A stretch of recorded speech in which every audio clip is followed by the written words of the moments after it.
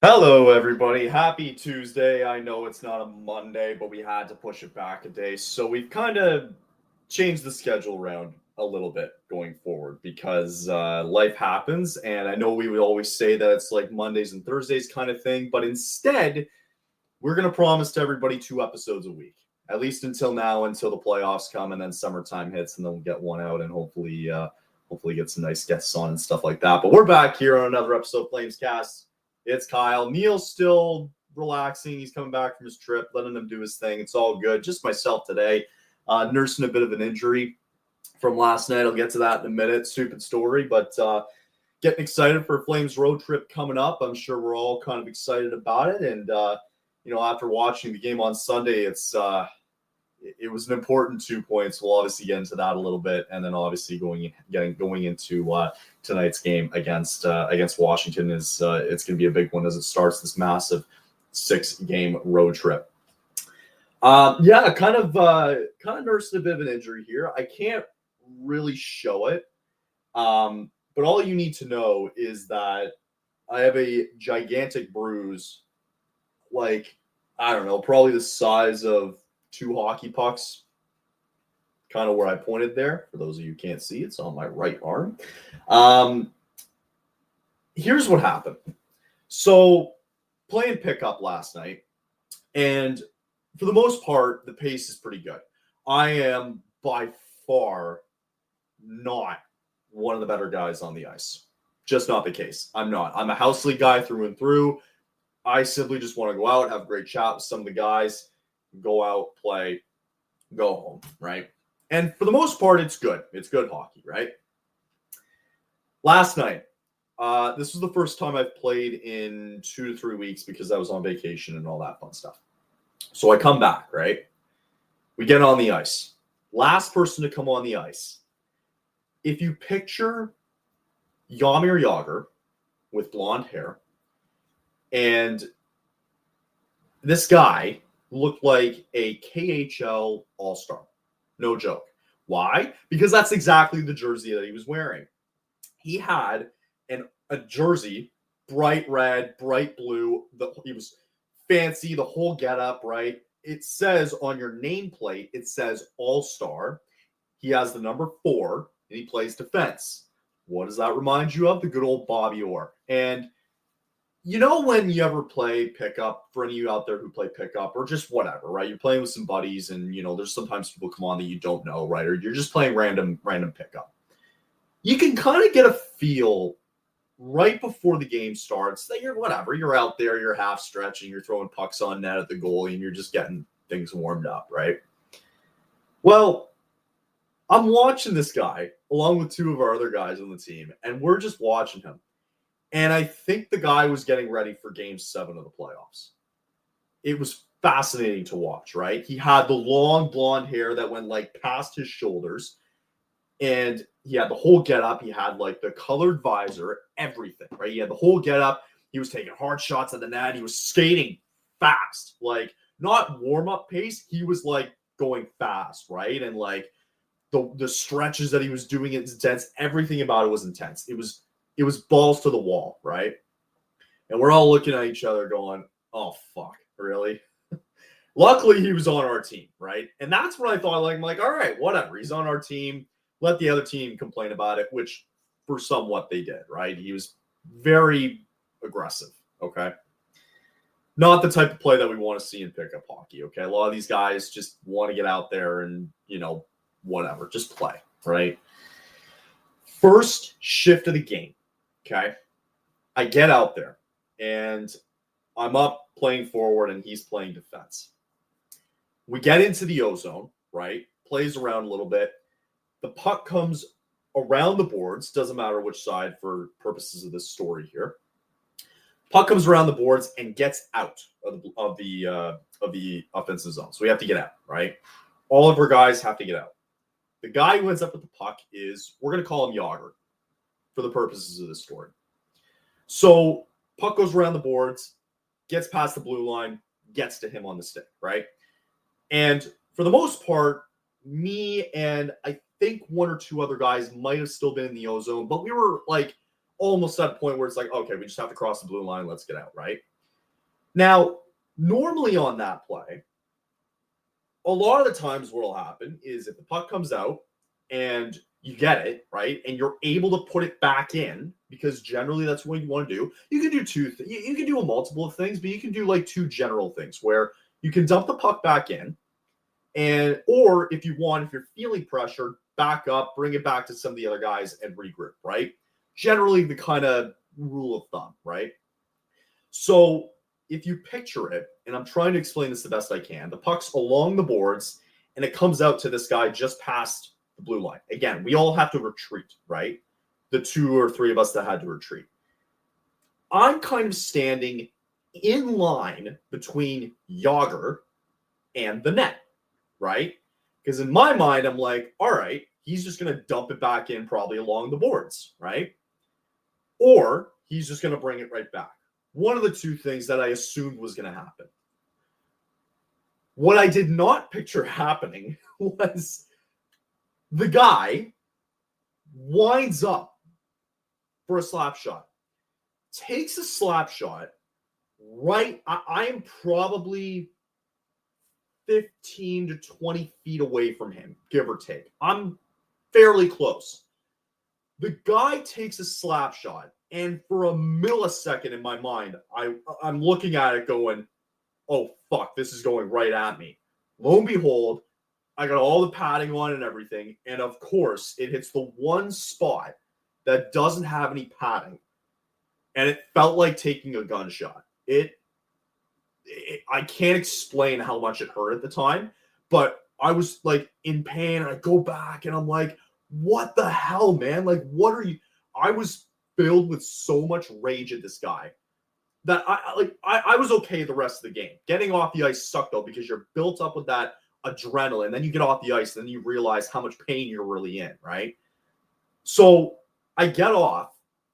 I get off the ice to go to the bench because I'm in an immense amount of pain. Okay. I sit next to one of the guys that I sat fairly close with in the dressing room, who, for intents and purposes, he was also wearing exactly what I was wearing. I had a black jersey. He had a black jersey. I had blue socks. He had blue socks, right? So I get on the bench, right? And I'm like wincing. And the guy's like, dude, like, you all right, man? Like, that was kind of messed up. And I'm like, I know. Like, dump it back in. Don't take number one, you're not supposed to even take slap shots in a pickup game, right? And number two, if you are going to put it back in, put it to a place where there's nobody around so that you're not, if you're going to rifle it that hard, don't hit it at somebody. So anyway, he fires it back in, right? Right at me. Get off the bench, guys. At least the guy was sympathetic. The guys on two of the guys on the bench were pretty sympathetic. And then they were like, dude, like, that was really messed up, right? And I go, I know, I'm stupid. So he comes on the bench, right? And he's like, oh, dude, sorry about that. Not to me, to the guy beside me wearing a black jersey and blue socks, right? And I look at him and I go, dude, you hit me. And he's like, oh, man, I'm so sorry, man. I didn't even say anything to him. I didn't accept the apology because I go, listen, mistakes happen. Things happen in hockey. I get it, right? What I don't anticipate is a guy taking a full-on slap shot outside of the blue line at the net when I'm literally in front of him. It was the dumbest thing. It was the stupidest mistake I've ever seen, and I didn't even acknowledge him. And I wanted him to feel that the rest of the game. And I could tell other guys on the ice were kind of like, what the hell was that kind of thing?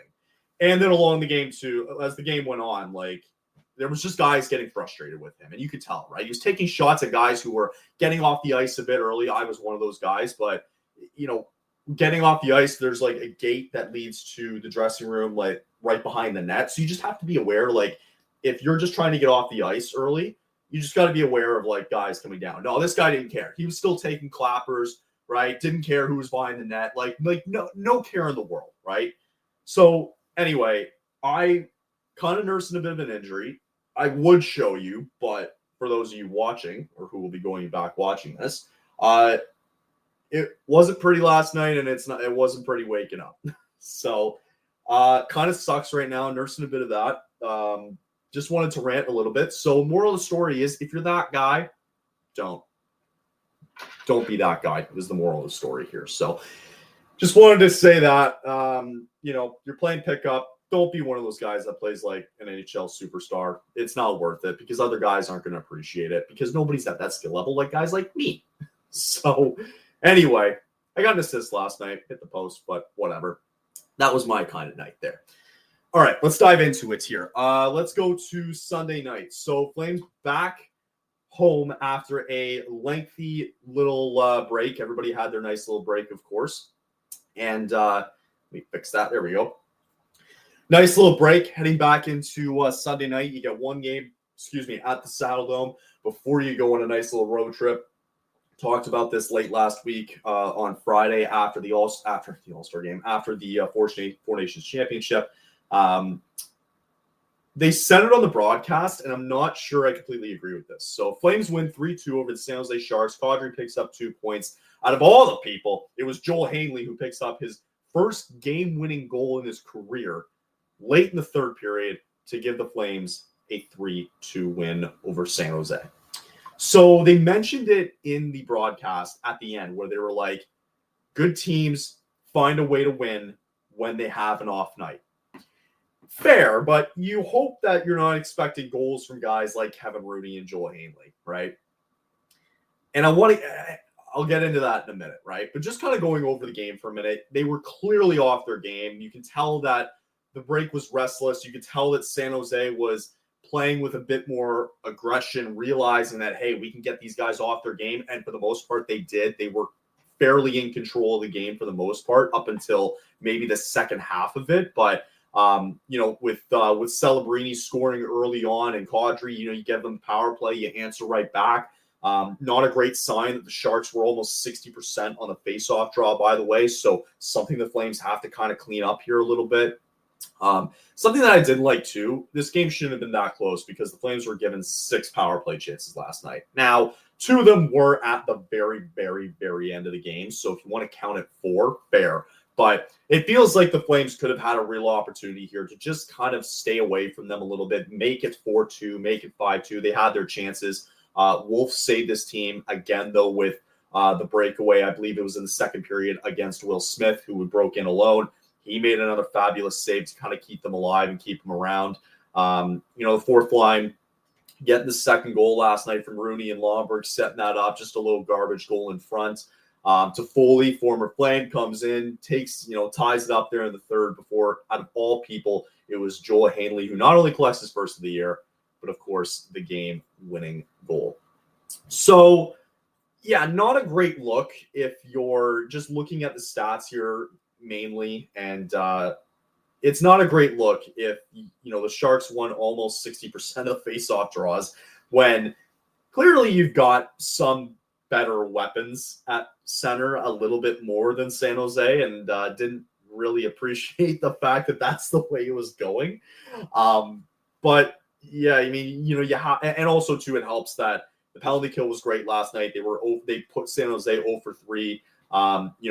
Unfortunately for the Flames, they kind of kept San Jose in this game last night. Just looking strictly at the giveaways here, they were able to they were too many times just giving up the puck and giving them way too many chances there. And especially in that second period where, Will Smith goes in alone. If he finds a way to beat Wolf, we might be talking a different story here today. So it's still a good way to get 2 points. Don't get me wrong. It was an important game for the Flames, and they knew it too going into this game because, the big focus obviously is this road trip coming up, this 6-game road trip for them. And that's a huge focal point. But before that, you have to take care of business. And they were off their game. They did not play well. They know they want to play better, especially going to Tuesday against Washington. It was a great bounce back, I thought, for the Flames in terms of just finding dirty, ugly ways to eke out a win. And I thought that's exactly what they needed to do. They're not all going to be pretty. It wasn't pretty. I thought there were guys that were fairly quiet last night. On Sunday night. I actually didn't mind the Frost Farabee line with Sharon Govich. I thought for the most part they had some good chances there. But man, just the giveaways I thought was the biggest story there for the Flames in terms of just keeping the Sharks in that game Sunday night.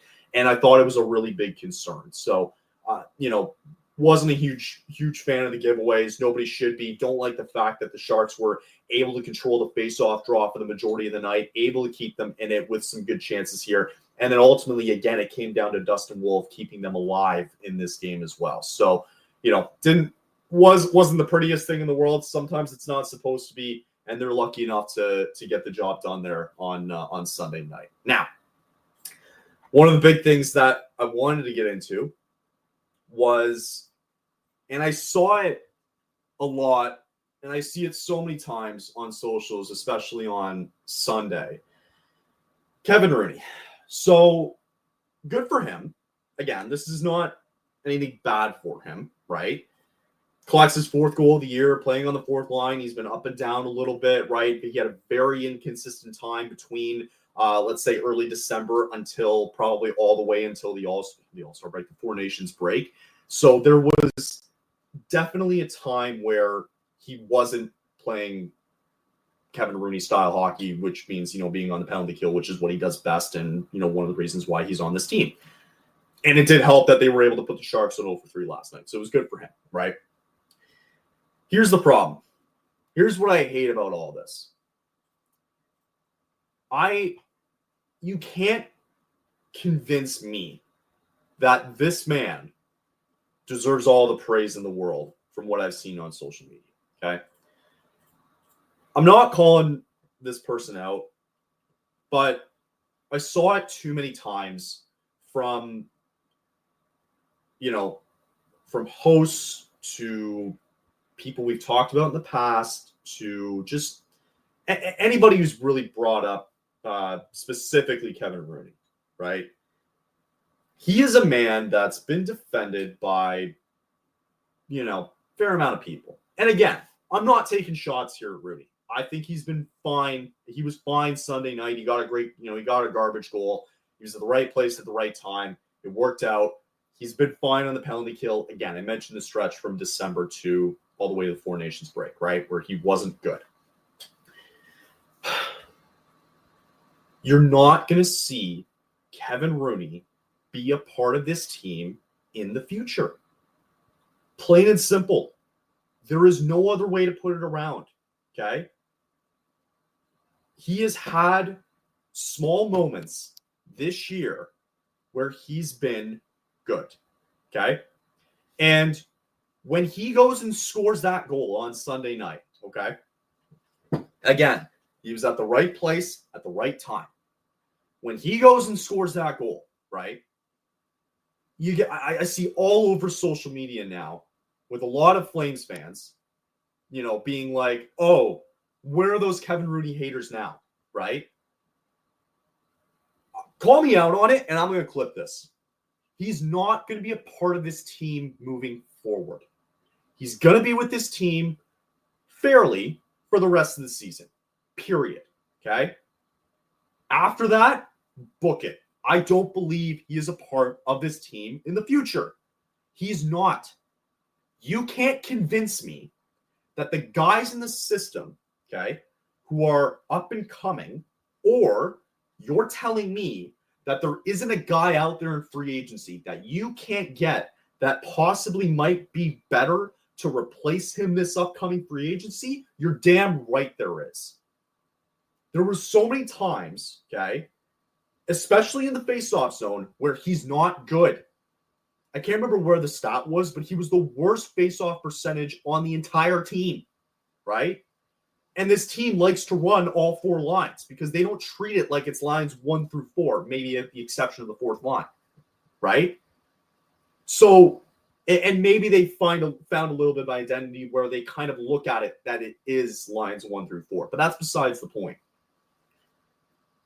Kevin Rooney has one thing going for him, okay?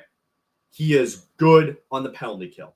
He is great. He can be great on the penalty kill and can be considered that way an asset for a team that early on in the year was not doing well in the penalty kill, and it's kind of changed, okay? That's it. He's not good on the faceoff draw. He's not a guy that you're leaning towards to go out and score goals, okay? So you want to call me one of those haters? I'll be at the top of that list. I'm okay with that. Call me out for it. He's going to be on this team for the rest of the season. There is no doubt about it. He's not moving from this team at the deadline. He's staying. But in order for this team to move forward, to collectively get better, he will not be a part of this team in the future. Book it. Guarantee it. He will be gone. Because he is, and he can be, replaceable. Period. There's no other way to put it. So call me out for it if you want, but book it. I don't believe Kevin Rooney's a part of this team in the future. He won't be. There are guys I would rather have over than Kevin Rooney. The fact that we have to have this conversation makes zero sense. It doesn't make sense. So unless I see otherwise, unless we're proven otherwise, that he can be a valuable member for this team or for himself, frankly, then we should not be having this conversation. Okay? Again, he's a great penalty killer. Don't get me wrong. He is great for that. But in all other aspects, from everything that we've seen this entire season, right? Especially from that window between December to before the All-Star break, the Four Nations break, he was not good. He wasn't. He frankly just wasn't good. And there are guys I would prefer to see Rory, because with Kevin, you know what you're getting out of him. I talked about it with Neil beforehand. We talked about this issue before because he was part of New Jersey. And I had to ask him before he came on as a Flame, what are we going to get from Kevin Rooney? What type of player is he? How can he make an impact on this team? And Neil said it. He said he was a penalty killer. He's a good penalty killer. And that's it. And that's exactly what we've been seeing from him. So you're telling me there aren't other guys that you can't replace that might be a little bit more productive, you think, than Kevin Rooney? The stupid thing is, with the whole thing about it, is what shocks me is the amount of people that are defending him, right? As if he's like a core central piece to this team. It makes no sense. I don't get it. I don't understand it. It makes zero sense. So I just wanted to bring that out there, bring it to the forefocus that this man does not belong on this team in the future. He doesn't. It won't fit. I would rather see a guy like Rory Kearns be on this team. I want to see what he's able to do and identify what type of player he is so that, hey, you know what? Okay, if it doesn't work, fine. We can go back to Kevin for the rest of the season, right? We go back and maybe William Stromgren gets a look. You know, maybe there is something out there at the trade deadline that you can get for absolutely nothing that can help you at the face-off draw be a little bit better. Neil mentioned Nico Sturm being one of those guys. I don't know if the Flames are ever going to be really, truly looking for something like that, or if they're just going to continue the way it is until the end of the season, right? So, listen, you had a good night on Sunday. I'm not disputing that, okay? He was great. But we're going to get into it after the break. Everybody's going to get exposed on this trip. And knowing that, it's funny, I kind of bring it back to Matthew Tkachuk a little bit. Knowing that he's out, it makes that Florida game better because it's like, all right, maybe there's a chance they can try to win that game. I don't know. But ultimately, everybody's going to get exposed on this trip. In a good way or a bad way, we're going to find out very quickly. They understand how important this road trip is. It's the biggest road trip of the season. It is the biggest 6-game stretch of the year for the Flames. And we're going to learn everything about them. We're going to learn everything about the future of this team in the next 6 games. I fully believe it.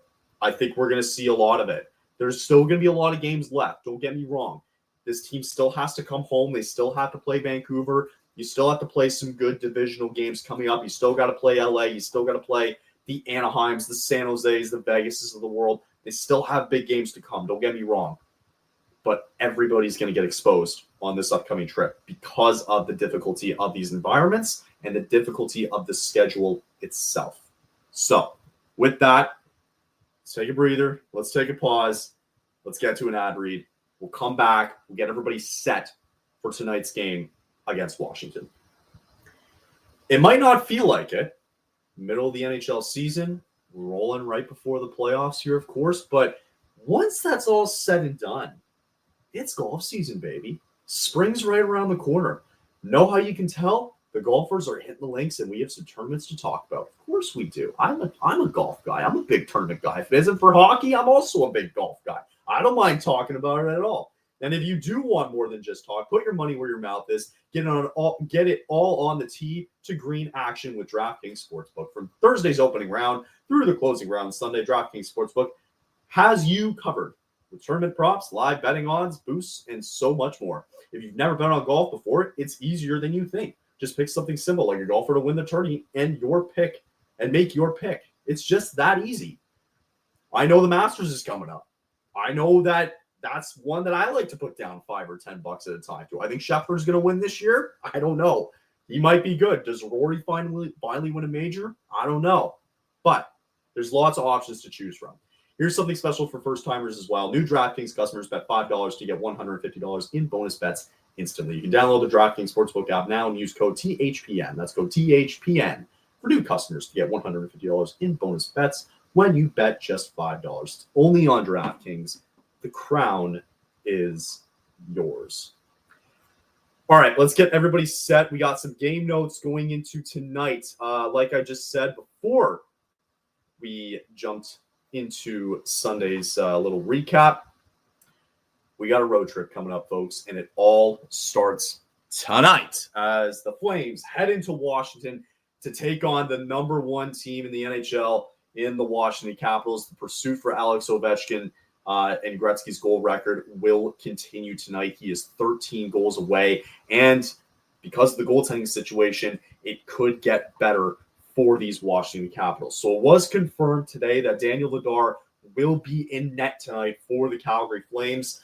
He's going to get the nod after Dustin Wolf just played on Sunday night. Fair enough. They want to split it up a little bit on the road trip. And we'll talk about Daniel Vladar afterwards, and once we kind of get through this. Kevin Ball is going to return after 9 games. He's going to be set up alongside, I believe, Rasmus Anderson. I believe the odd man out tonight, they haven't confirmed it yet. It's either going to be Jake Bean or Danielle Miramanoff, as you're going to see Ball slotted in with Anderson. Joel Hanley's going to stay in there with Mackenzie Weegar. And then you're going to see Braden Bahal, again, either being Miramanoff or Jake Bean will be the odd man out tonight. The belief is that it's going to be Daniel Miramanoff who will be the odd man out. So we discussed why it's an important road trip starting tonight because the team is under 500 on the road this year. The Capitals have only lost 4 games in regulation at home this year. They've been that good. They've been that dominant because they've been getting help from everywhere and everyone. And that's going to be the biggest issue going into this game. So to give you a little bit of insight, Jonathan Huberdeau has 21 goals. Kadri has 20 goals, right? I can probably, just by looking at this sheet here, I see 1, 2, 3, 4 guys who have more goals than Jonathan Huberdeau and Nazem Kadri. So that's a little concerning. And also, too, like guys who just have under 20 goals. I'm looking at guys like Dylan Strome. I'm looking at guys like, a Pierre-Luc Dubois, who has a ton of assists as well, too. They're just getting contributions from everybody. The one guy that I don't see on this list, maybe it's because I haven't scrolled down that far enough, but let's find out here, is there he is, on Andrew Mangiapane, who, if you look back on that trade, guys, the fact that we got a second-round pick out of him is pretty good because the guy has 20 points this year. He's got 11 goals. He's got 9 assists. By the end of it all, Andrew Mangiapane might get close to 20 goals this year. So we'll see what happens. But overall, it's going to be a really, really difficult night tonight. I believe that Logan Thompson will get the nod as well, too, for the Washington Capitals. And again, Daniel Vladar will get the start for the Flames. You want to call it an interesting choice or not? I think it's the perfect choice for this team on the road trip, right? You wanted to set the precedent that this is going to be a difficult road trip for the Flames, right? Why not, after Dustin Wolf started there on Sunday, Vladar, listen, Hasn't been the greatest year for you. You're 7-10-5, and you've got an over 3 goals against average, right? Why don't you turn it around tonight against the best team in the league? I like it. I actually don't hate it. The fact that it is a big road trip, you want to make sure that still everybody's healthy in terms of your 2 goaltenders, that you're not getting burnout, right? I like the fact that Wolf played on Sunday. I think that I mentioned it before, where in those type of games, when you're playing teams like the San Jose's and the Chicagos of the world right now, you need to get those 2 points. And I thought Dustin Wolf came in and was again, the biggest reasons why the Flames ended up winning that game on Sunday, and they got the 2 points, right? So I think what they're going to try and do, whether it be back and forth now going forward, where the Flames will slot in Vladar tonight. I believe, if I'm not mistaken, they're down in Florida this week. I believe that's the case. They're going to be down in Tampa on Thursday. They're going to play Florida on the weekend. They actually have a back-to-back where they have Florida on Saturday and then Carolina on Sunday. So the way that I envision it, and I think this is going to be the way to go, guys. And I don't think it really isn't that surprising. I kind of like it in terms of just making sure that you're getting the most out of your goaltenders. You had Wolf start on Sunday. You wanted to get the 2 points because you're playing the worst team in the league. You got it. Wasn't pretty, but you got it. Throw in Vladar tonight. You got a game in Tampa Thursday in which I think it can be winnable. I think they can win that game, right? And then you have to go into Saturday. I imagine that Vladar, it didn't really matter. Take your pick your poison, because you have Florida and Carolina on a back-to-back. So pick your poison, whether it be Vladar starting on Saturday or Wolf starting on Saturday. I don't think it really matters. I'd like to see Dustin Wolf play this Florida trip. I'd like to see him play both games. I'd like to see him play. He's going to get the start against Tampa Bay on Thursday. And I think he is probably going to get the start on Saturday. So I don't mind throwing Daniel Vladar against the bigger teams here, like the Washingtons of the world and like the Carolinas of the world. Because you're going into these games against those 2 teams going, well, we're probably not going to be favored going in, right? So why not throw in Daniel Vladar and see what happens? He might have a good night. Who knows?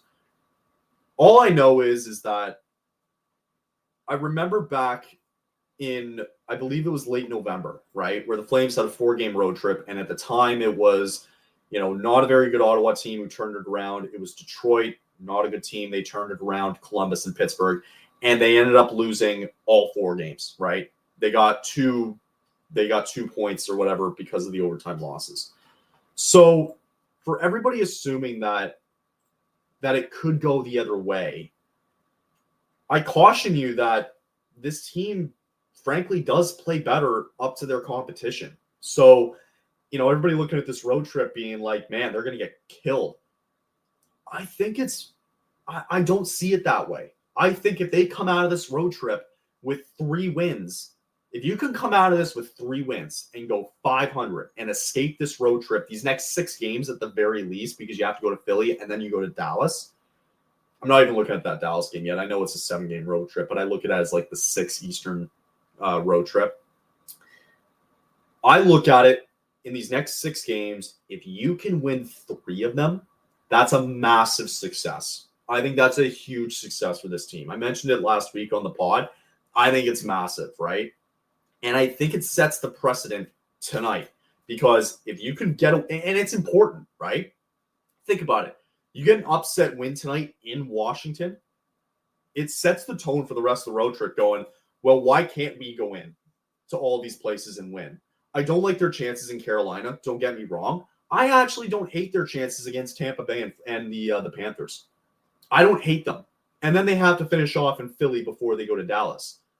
I think Philadelphia is going to be a very winnable game. So it starts tonight. I think it's important to set the tone tonight.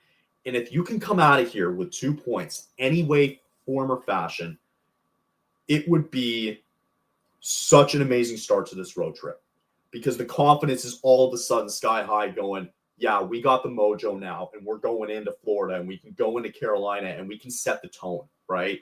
So it's important in that stance there, but also, too, even if you're just making this a game tonight, because you are throwing Daniel Vladar in, who has an above 3 goals against average, right? Who doesn't have the best save percentage in the world. I believe it's like 880 in that ballpark. If you're able to go in, and if you're able to set the tone and just be in it, right? You don't have to go out there and win it, but even if they escape with a point tonight, that's okay too, because that tells them that we can compete with these guys. We can compete with the big names here, the big dogs as of right now. So, you want to call Washington a scapegoat. They would have tailed off a long time ago, man. They're here to stay, and I think they're ready to go. So it's a big one tonight. It's important. I think that my prediction for tonight is I think they can hang around tonight.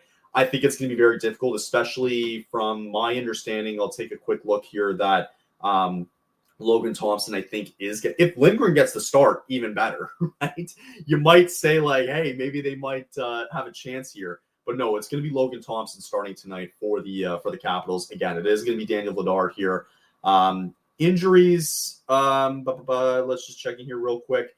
No Sonny Milano, no TJ Oshie tonight for the Capitals. Again, both of them are on LTIR, so that was not surprising there. But everything about this game says the Capitals should win.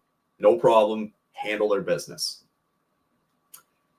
I think the Flames can match it. I think the Flames can be right there. They knew it too when they had him in the Saddledome earlier this year. They gave up an empty netter, and it was a 2-1 game. You're in their barn.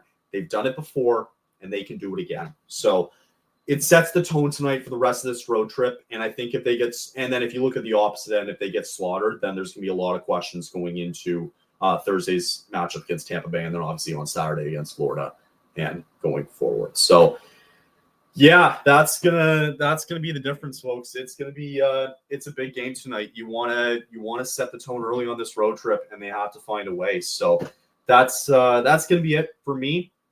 I'll let you know if the bruise on my arm decides to, completely mess up my entire arm. I don't think that'll be the case, but screw you to that guy and Jaromir Jagr looking mother effer on last night at Pickup Hockey. And hope everybody gets a chance to watch the game tonight. Let me know your thoughts about tonight's game when you guys watch it back. And in terms of the next episode, again, going forward, we used to do Monday to Thursday, but now it's just because it's been getting busy and it's going to get busier that we're just going to give you guys 2 episodes a week. I don't know when they're going to be, but we know there's going to be 2 episodes a week, and we're going to try and get it to you as best as possible. And then hopefully we'll get to a more consistent schedule, but you can be assured that we're going to have 2 episodes for at least the remainder of the year, go before we head into the off season. So that's going to be it for me today. I believe we will probably talk to you guys. I'm thinking Friday as of right now. I'm thinking Friday. So if not Thursday, we'll see you Friday. Regardless, we'll see you all later this week. Hope everybody's having a good week so far. I know it's Tuesday. I don't know about you, but I had the ucky feeling of Monday blues yesterday where everything just sucked. But it's Tuesday. We'll get through the day, and hopefully we will see you all later this week. And looking forward to another good weekend coming up. So enjoy everybody's rest of the day here on this beautiful Tuesday. I will have this up in the next hour or so, and we will see you all at some point this week. So hope everybody has a great day, and we'll chat soon again. Later.